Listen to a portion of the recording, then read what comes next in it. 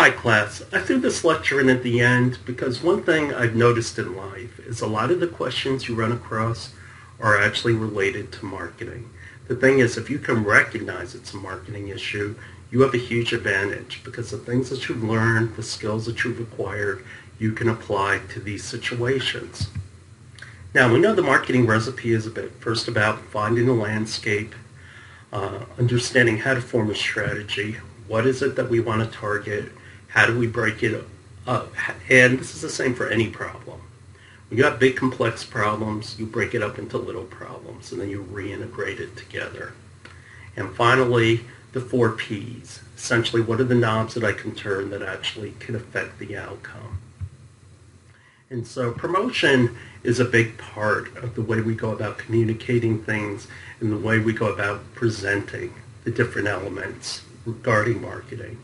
And so promotion, we found, first and foremost, is driven by branding.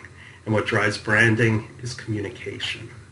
Essentially, what are the first values that come to mind when I think about this particular product and service? Subsequently, promotion is about networks. Because of technology today, we can reach so many people, we can form networks readily, and all the digital tools that go into networks, whether it's our websites, or whether it's mobile, or whether it's analytics, big data. All of a sudden, we can employ networks to such power that's never been done before. And finally, how do we go about getting sales? Meaning, eventually, in marketing, you have to close the deal. And so what is the journey that I want to take my customer on? Subsequently, all of this lies on top of guerrilla marketing. But through guerrilla techniques, you don't have to have a lot of money in order to go about doing this. It's a matter of creativity. But that creativity is still subject to metrics. Now, what is essentially sort of the nature of marketing? Well, it's about competition.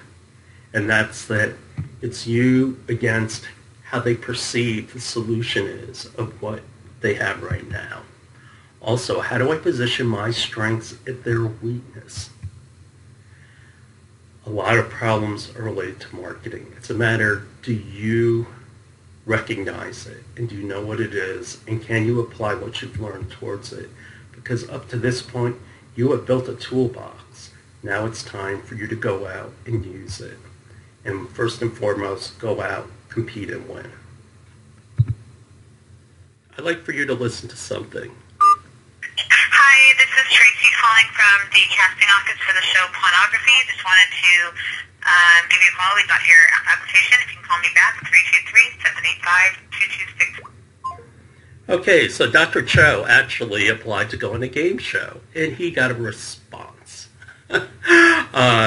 For those of you who on the History Channel have seen the program Pawn Stars, which is about a pawn shop, and subsequently they had a history game show called Pornography. And this was my application. They asked me for my bio. And so what did I write? I wrote, born of poor but noble parents. I was raised in a family that believed in education. Subsequently, I was inspired or brainwashed into getting 4 college degrees. And then I go on to talk about my credentials. I have 26 patents, 30 publications. Oh, that's wrong. I think I have 27 patents. Oh well. 10 awards and 1 invitation to speak at a junior high school. I am currently founder of a startup company. Having worked for a number of characters in my career, I decided that rather than follow some idiot off the cliff, I'd rather that idiot be me. And so the thing is, when you read and look at this, what do people typically write?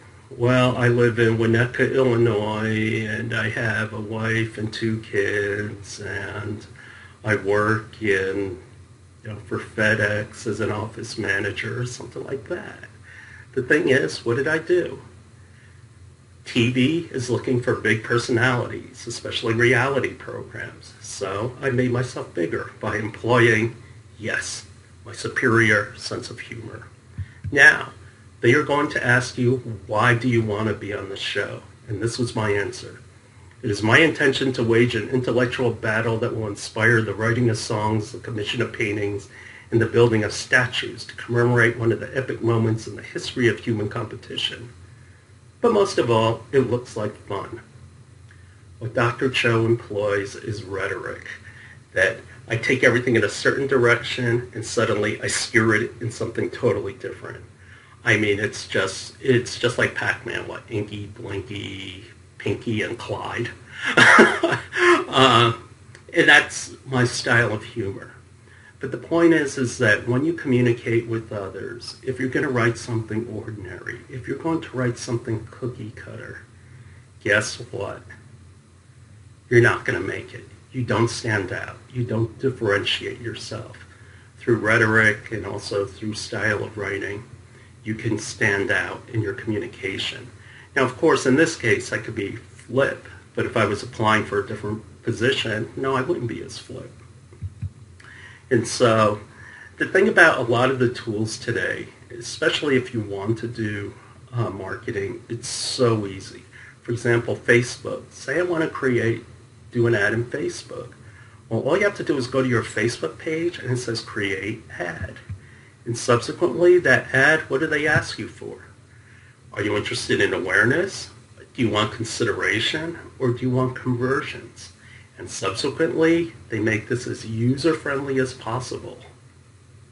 Why?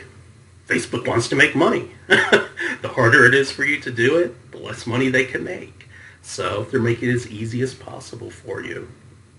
And all the things we talked about in the digital section, like lead generation, traffic, conversions, store visits, this is all stuff you already know.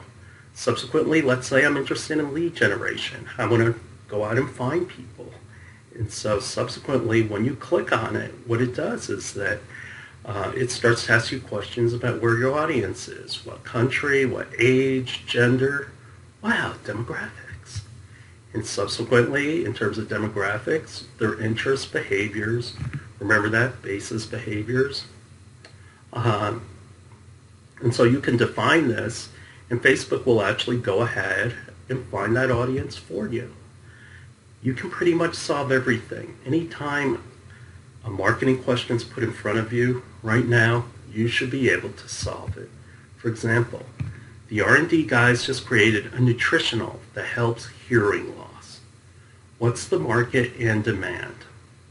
Well, right away you would sit there and come up with your hypotheses. Well, the people who would be interested in this are people who are having hearing problems.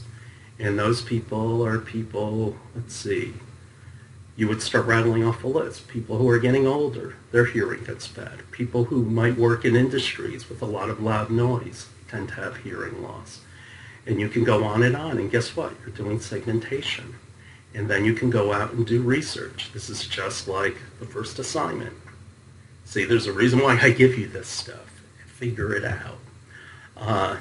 Basecamp, a management software tool that connects activities, is trying to decide, ooh, that's bad English, whether to market to a few large corporate customers or to 1,000 small companies. The revenue is the same.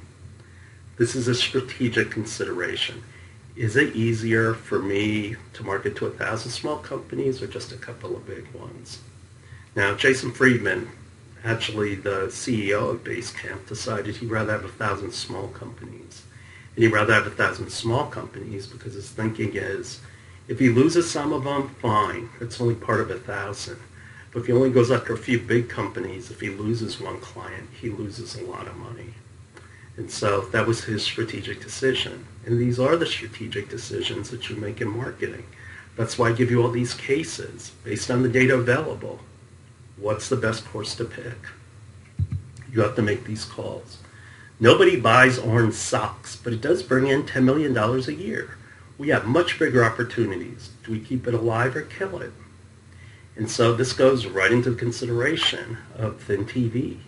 And that's that, okay, we have this path we're going down, but there's other opportunities to make cash. Do we stick with it or do we change from it?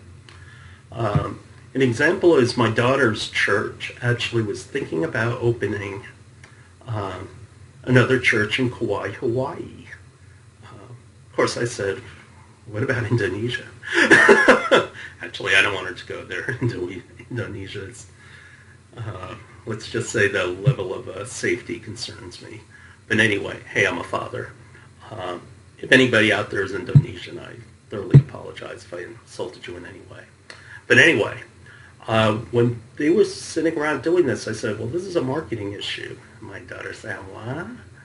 But it is a marketing issue. In effect, what are you doing? You're opening up a new branch in an area. Well, does it make sense to open that branch? And I said, you have to figure out what the landscape is there in Kauai. I mean, are there other churches? Are there offerings? What's the context going on out there? And what about the logistics of having a company there, or I should say church there? Segmentation. How unique is my offering? What are the worshiper size that I can expect? Can that sustain a church out there? Finally, what is my strategy? Now, naturally, and this is one thing I actually like about Christian churches, they're open to everybody. So there's not a lot of lockout. Now, on the other hand, oh boy, I'm going to get into so much trouble. I have a lot of Jewish friends, and one thing about Judaism is if you're not born into the faith, there's quite a bit of education you have to go through in order to become Jewish, and a lot of classes you have to take and everything else, and learning the Torah. And so that acts as lockout for anybody who wants to move into the Jewish faith. Now, the thing is that they don't necessarily want to lock people out. The question is once parishioners can sample their church and the spirituality and brotherhood they have to offer, can they lock their parishioners in? And finally, it's about distribution and promotion. How wired is the island? I mean, is this the kind of thing where you can actually send things out digitally, or is this about having events? And so as you see, building this church in Hawaii is actually a marketing challenge, not necessarily just a spiritual challenge for this